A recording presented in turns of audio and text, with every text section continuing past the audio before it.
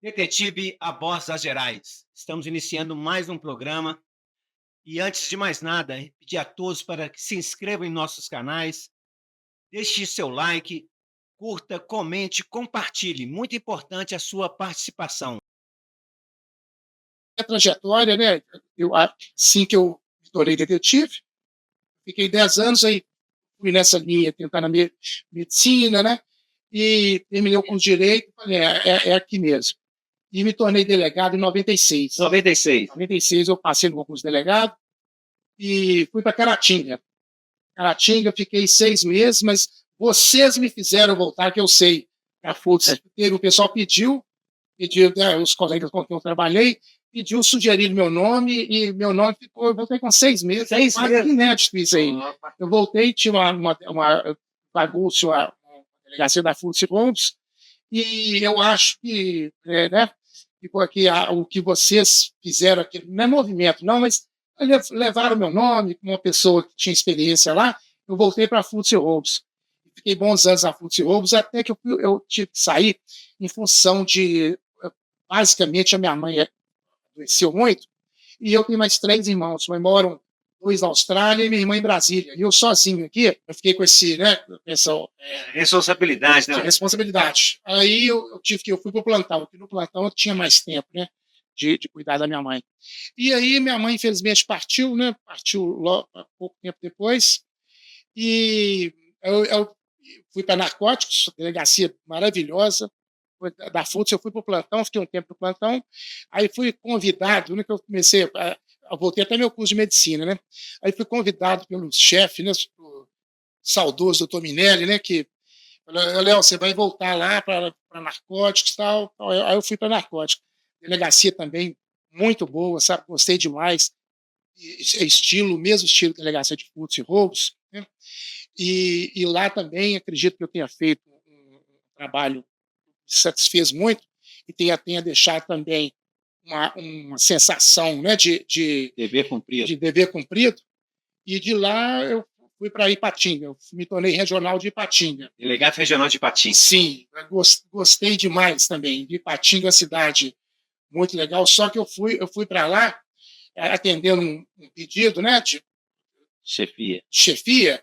Minha esposa ficou, eu fui para lá, fiquei 2 anos e voltei para a regional de meu filho sair de lá também, assim, contra a vontade de quem estava lá. E também estava gostando muito, mas voltei para cá, para Contagem, tinha que, né, ficar próximo novamente da família. E em Contagem, fiquei breve tempo em Contagem, fiquei 5, 6 meses, e fui para o departamento de família. Assumi chefia do departamento de família. Eu já me tornei chefe de departamento, né? E do departamento de família, fui para o primeiro departamento. Um departamento também fantástico, sabe? De trabalhar. Só que esse tempo meu, como eu já imaginei de estar cumprido, eu estava muito satisfeito, né, com a minha trajetória, e isso acho que me completou bastante. Eu resolvi me aposentar e fui para a iniciativa privada. Eu tive essa oportunidade, sabe?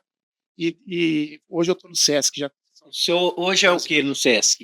Eu sou gerente de segurança patrimonial do SESC. Do Estado? Do Estado, é. E o SESC, a gente tem uma boa relação com a Polícia Civil. O SESC eventualmente socorre, eventualmente não. Sempre que há pleitos diversos, são tantos exemplos que é difícil até enumerar. O SESC está sempre com a gente, sabe? É uma instituição hoje muito, muito conhecida, muito, muito forte, sabe? Com aquele sentido altruísta que o SESC tem, de acolher as pessoas, acolher não só quem compõe, que são a categoria de comerciais, como também o papel filantrópico que o SESC exerce, sabe?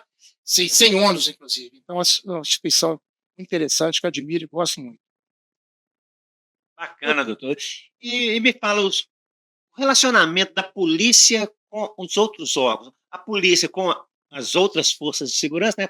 No caso, a Polícia Civil, as outras forças de segurança, e da polícia com o Ministério Público, o Judiciário. Como é que é esse relacionamento, doutor? O senhor chegou a trabalhar no Judiciário alguma vez? Não, né? Marcelo,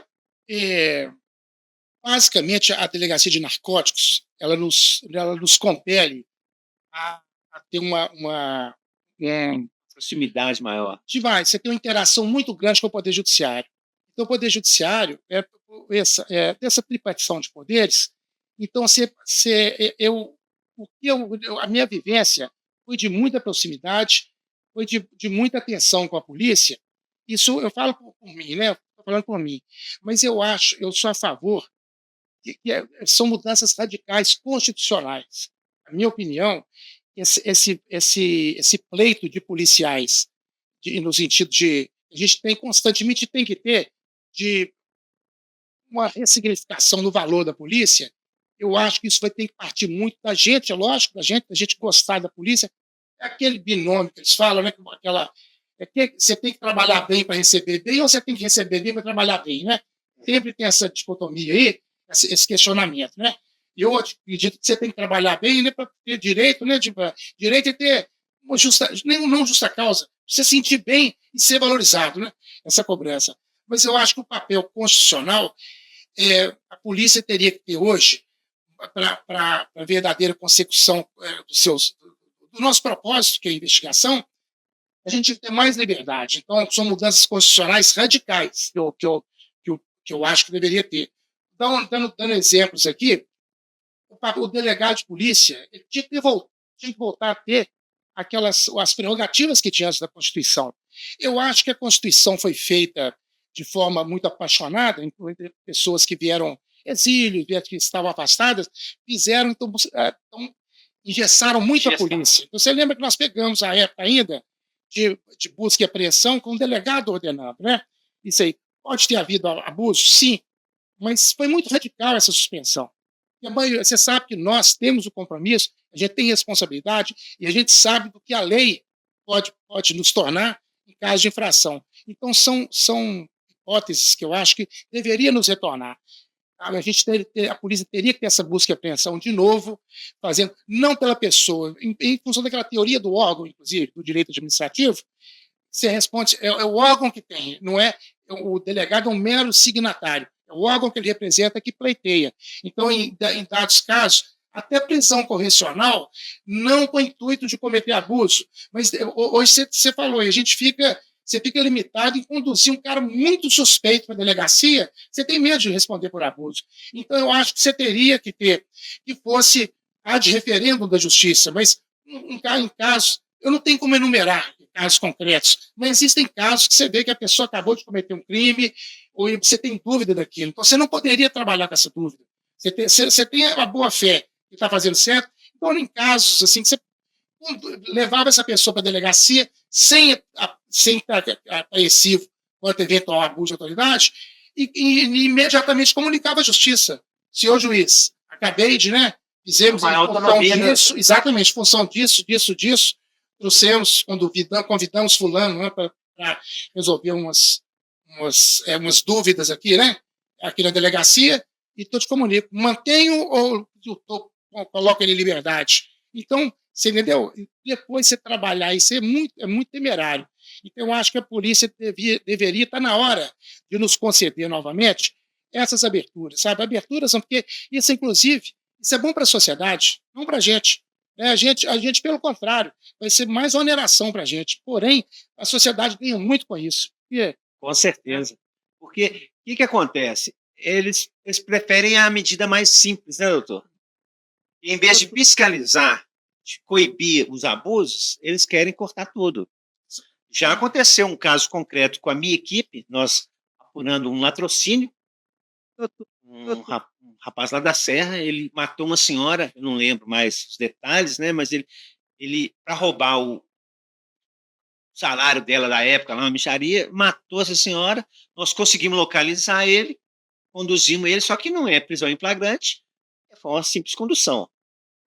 Aí o que acontece? Passou, depois de quase 2 meses, saiu a preventiva. Aí eu falei, agora como é que acha o cara?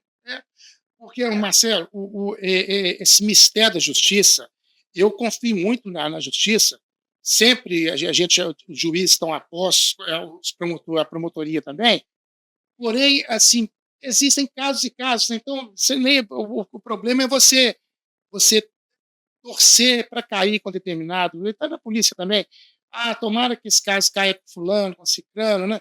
Então isso é que é difícil, essa temporalidade que você passou o tempo. Eu vou te dar exemplos de questões, por exemplo, de investigação de narcóticos. E eu falo narcóticos, que a delegacia a narcóticos é a delegacia que está mais inteirada com o judiciário, que ela está mais inteirada. É muito dinâmica, né, doutor? Muito dinâmica. É interessante isso aí. Então, isso teria que ser uma prerrogativa da polícia. Você estender a investigação a outras pessoas sem ter que informar o judiciário com antecedência. Informa depois, um sábado à tarde, sábado à noite, que dificulta muito. Então, isso fica muito naquela questão de contato, que não é legal. Tem contato com fulano vai viabilizar isso. Não. Isso tinha que ser institucionalizado. Então, sábado à tarde, domingo de manhã, domingo à noite, senhor juiz, determinei que a empresa telefônica me informasse isso aqui, conduzimos fulano, assim, informa de imediato, que seja em 12 horas, instantâneo, informa, porém, não corra risco de responder um processo por isso. Os abusos têm que ser contidos mesmo, é claro. Com certeza. O abuso, ele acomete, infelizmente, a todos nós. Então, uma polícia que abusa, nós somos vítimas disso aí, porque tem a gente como policial, mas tem nossos parentes, nossos amigos que também estariam, né, vulneráveis em relação a isso aí. E a gente sabe que a polícia não faz isso, né? Então, eu acho que teria que modernizar muito esse sistema nosso policial judiciário, sabe? Isso aí, sim, teria que ser. Perfeitamente. O senhor falou aqui que você é esposo, marido da doutora Letícia, chefe de polícia, atual chefe de polícia. Isso. E como é que é esse relacionamento? E o que você pode falar para a gente sobre a chefia de polícia e a política, né, para valorizar mais a nossa instituição, doutor, o nosso serviço, a gloriosa Polícia Civil? Marcelo, assim, é suspeito eu falar, né, que é minha esposa, né, e a Letícia, ela galgou esse cargo, né, eu te falo assim, com toda a verdade, que você conhece de tanto tempo, né, sempre tentei ser mais fiel às minhas expressões. Ela, em momento algum, foi político, sabe? Ela foi submetida a entrevista, sabe? Sabatina. Então, a Letícia, quando nós formamos da mesma turma, ela foi para o interior trabalhando narcóticos no interior. Veio para cá, trabalhou na divisão de tóxicos, trabalhou e foi superintendente de gestão, planejamento e finanças. Ela foi coordenadora da SIPJ, né? E olhe que a mulher, Marcelo, isso é natural da nossa época mesmo. Eram poucas mulheres, né? Então, a gente sentia quando uma mulher ia trabalhar com a gente, isso é do ser humano, não é a polícia que é homofóbica, esses termos aí, misóginos, esse trem que aparece hoje, não é? Estou referindo a isso, não. Então, tinha uma resistência natural, a gente tinha um certo receio para trabalhar. Você lembra que com a gente mesmo, por duas mulheres, só que eu lembro da nossa época. Lili Carabina. Renata, né? Renata Leopoldina. Na nossa época, ambas. Então, aí era depois vieram outros, né? Sim, a Lili, né? Um caso. Exatamente. A Etna. Mas tivemos grandes escrivãs. Na nossa época, as duas chegaram até depois. Né? Então, só que a Letícia, minha esposa, ela realmente, eu te falo, ela faz um papel muito, muito interessante, ela é muito justa. Quem trabalha com elas, a gente é padrinho de várias pessoas, padrinho de casamento, já de que trabalha com ela, porque isso aqui ela é verdadeira, ela é justa. Isso é importante. Demais, demais, demais.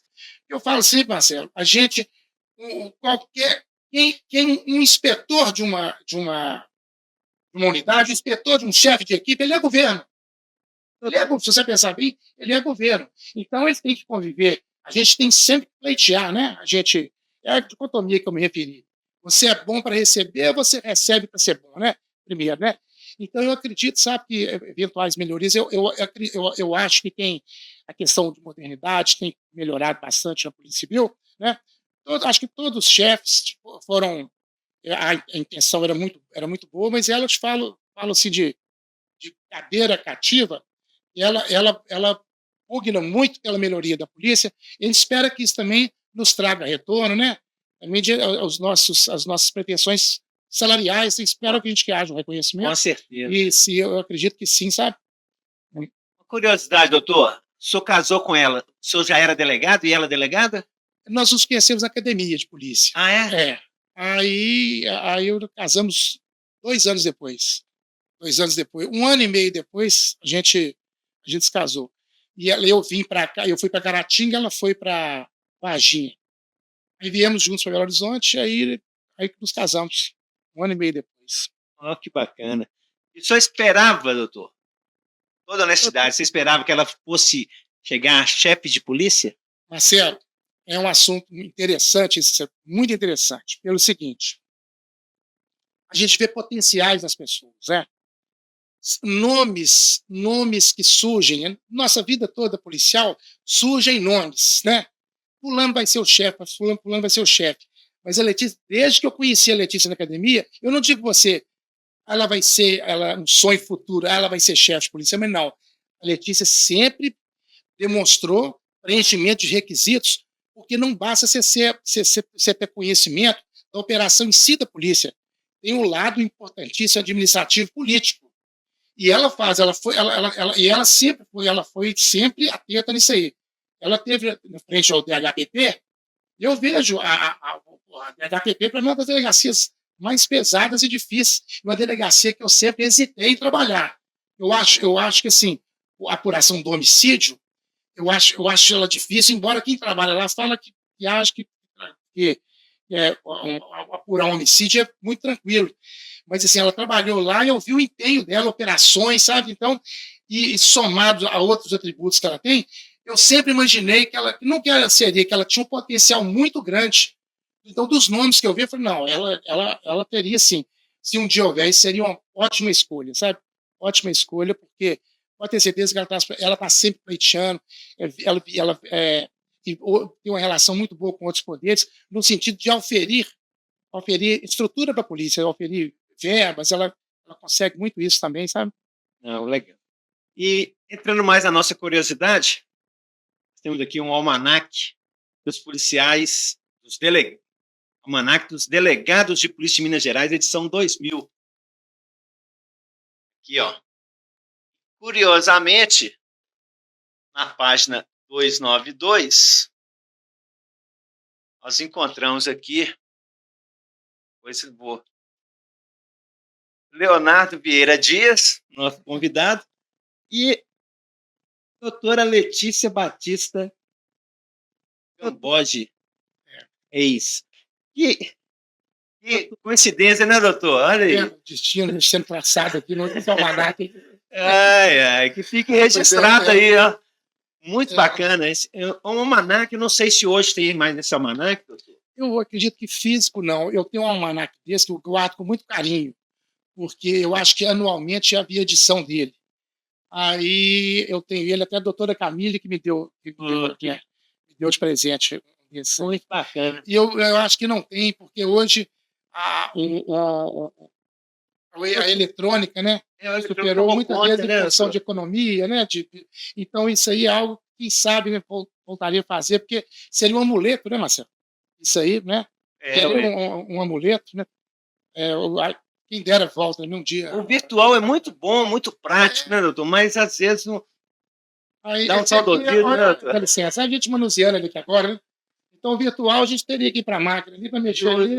Esse aqui você manuseia, né? Você faz reflexões, você vê pessoas que você admira, que você trabalhou tanto, isso é muito legal. E quando eu vi isso aqui, o meu está lá em casa, eu nem sei onde está, mas que legal que eu vi isso aqui, viu, Marcelo? Isso aí, legal. Né, nos retroaja boas memórias, né? Saudosismo, né, doutor? É. Inclusive, hoje eu estou aqui em homenagem, né? Estou com a camisa aqui da Depol. A doutora Camila é do sindicato, né? A Depol da associação, né? Inclusive, eu tive lá na Depol outro dia desse. A doutora. Hoje é a doutora. Presidente é a doutora Elaine, né? Na Depol, doutora Elaine. Doutora Elaine. Eu tive lá, ela não estava lá, mas eu tive lá com a dos Anjos, que é a nossa amiga, grande amiga dos Anjos. E fizeram, você já teve lá, honoris doutor? causa na polícia. Fizeram Sim, tipo um cara. museu lá, você viu? Sim, Ficou muito bacana, isso é muito importante. é. Igual em 86 nós fomos para lá, o doutor João Reis, que era o chefe de divisão. Marcelo, pois é, eu falo, a Polícia Civil, a nossa atribuição, ela é tão importante, não estou em momento algum querendo defender a nossa função, embora defenda muito, mas na persecução criminal, eu vejo, igual tem uma relação muito boa com a Polícia Militar, dei aula na Polícia Militar, fui professor homenageado algumas vezes, é uma relação muito boa. É claro, em alguns momentos, hoje eu nem vejo mais entreveros, confusões entre policiais, mas entre policiais, não entre a polícia, entre policiais. Já a gente na Putz Roubos mesmo, eventualmente a gente viu, em função de um colega ou outro, a gente dificuldade até em estabelecer culpa, mas isso aí não pode jamais comprometer uma estruturação, um trabalho em conjunto, né? Mas a Polícia Civil, o trabalho nosso é muito importante. Eu falo assim que está nas nossas mãos a investigação. A gente que tem fé pública para investigar. Eu falo, existem grupos, né, de organização, inclusive do Ministério Público, mas a experiência nossa em investigar, ela é insubstituível. Porque a gente, eu falo, você tem que ter um compromisso nosso com o policial, você tem que ter uma boa relação com o investigador, ou você tem isso de sua natureza de sua personalidade, ou você tem isso para conseguir efetuar o seu trabalho. Então, essa relação você tem que confiar, porque se a equipe quiser te enganar, ela engana fácil demais, você não faz nada. Né? Então, você tem que ter essa relação boa, tomara que seja espontânea de coração, melhor, né, do que fazer isso por política de um objetivo. Né? Então, isso aí é bom que a gente consiga cada vez mais homenagear nossos colegas. Nossos colegas, né, doutor? Não podemos abandonar, né? Eu acho que é muito importante, né, valorizar. São sugestões que são bem-vindas, eu tenho certeza, para a polícia e para as próprias entidades sindicais, né, associação, bem-vindas, porque dali nascem, né, alguns museu, por exemplo, museu de armas, interessante, sabe? Eu acho que aquelas armas, eu lembro em determinado momento, até com a Letícia, minha esposa, eu falando com ela, pô, mas está pegando a arma, começou uma política de recolher as armas, aí eu falei, pô, está recolhendo a arma dos policiais aposentados, ela falou um negócio interessante, ela falou assim, enquanto eu não posso, a polícia não pode, mais tempo atrás, a polícia não pode fazer mais aquisição, porque essas armas estão dentro do acervo da polícia e não tem como não tinha como dar baixa. Então, o escrivão lá de Porteirinha, caso hipotético, né, ele está sem arma porque o outro está com a arma aqui, entendeu? Então, algo que você não imagina, e muitas vezes você critica sem entender, né? Sem entender o porquê. Porque, não, tem que ser devolvidas algumas armas, eu preciso dessas armas para adquirir outras. Então, não adquiro outras porque consta em nosso hall de, né, um número extenso. E eu não posso, a polícia não pode fazer aquisição para aquela pessoa que está lá nos rincões. Né? Fica aqui uma sugestão, doutor. Eu não sei, alguns estados, acho que eles adotam essa medida, eu não sei, eu ouvi falar, não vou falar aqui, me corrija se eu estiver errado, mas tem alguns estados, o policial, quando ele aposenta, ele ganha uma arma. Mas é pessoal dele, entendeu? Ele ganha uma arma. Então, quer dizer, seria interessante isso, né? Às vezes, quando você é presenteado com uma aposentadoria, né? 30, 35, 40 anos, que seja, né? Que não é fácil, né? O policial aposenta hoje, tem que dar parabéns para ele, né? Sim. Então, aí, muitas das vezes, aquele policial aposenta ali, ele é largado e deixado de lado, né, doutor? Então, nada mais justo que ele receber uma arma. Hoje eles querem tirar o porte. Eles querem tirar o porte de arma do policial aposentado. Quer dizer, o policial aposenta, ele não é mais ninguém. Ele não é nada. E muitas das vezes, nós temos um problema muito sério. Porque o que acontece?